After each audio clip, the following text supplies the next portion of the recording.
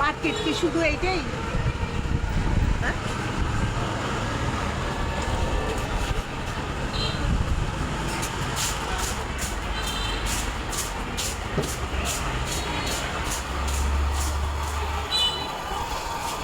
আসসালামু আলাইকুম ভাই, ভালো আছেন? ওয়ালাইকুম আসসালাম, ভালো আছেন? হ্যাঁ, এই তো ভালো, আলহামদুলিল্লাহ।